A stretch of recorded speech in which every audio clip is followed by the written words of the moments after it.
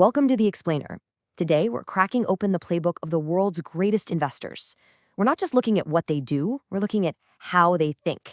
And we're going to distill their most powerful mental tools into clear, actionable insights for you. So, what's the big secret, right? Is it some crazy, complex algorithm? A hot tip from a friend?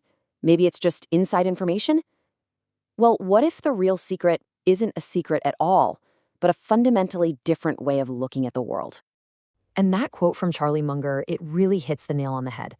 See, the greatest investors don't have one secret tool. They have a whole toolkit, a latticework of mental models that lets them see the market with incredible clarity. Today, we're going to build that toolkit together.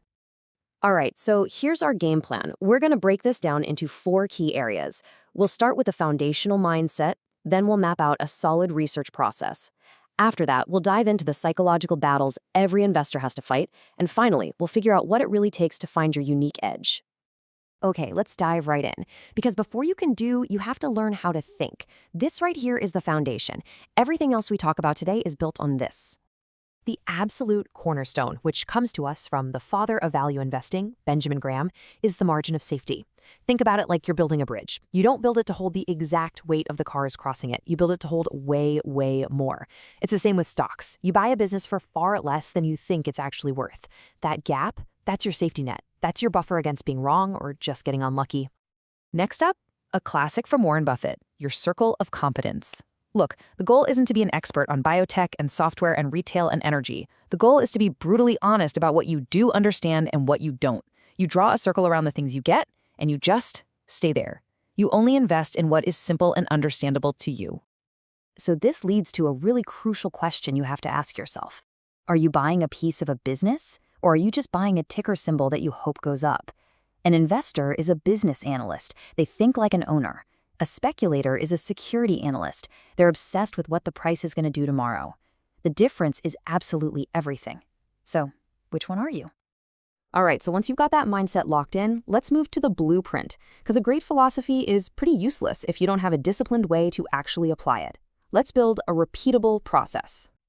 A truly great research process works from the inside out. You start with the driest, most boring stuff first, the company's own financial filings, their 10Ks and 10Qs.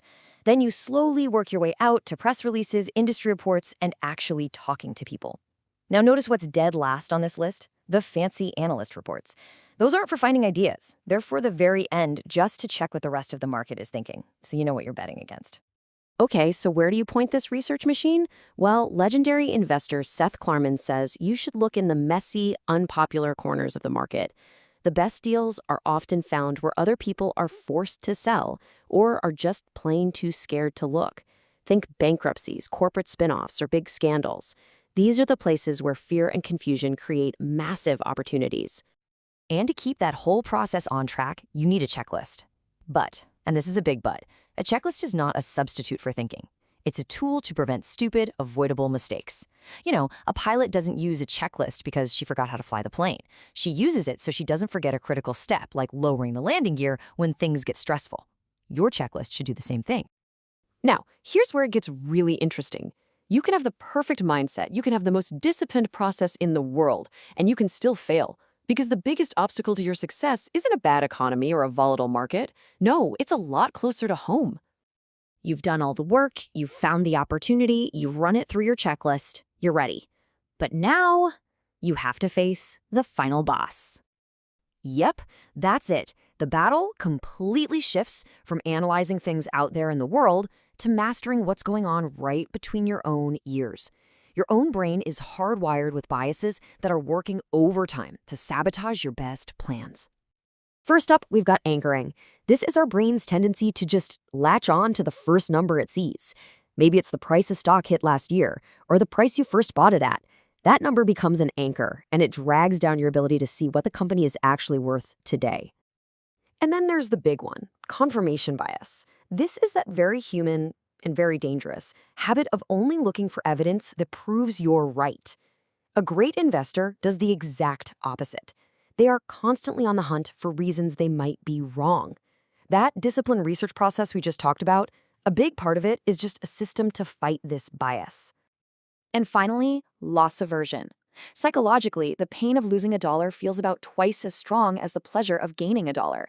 And because of that, we do some really irrational things. It's why we hold on to our losing stocks for way too long, just praying they'll get back to even when we know we should sell. We'd rather do that than face the pain of admitting we made a mistake.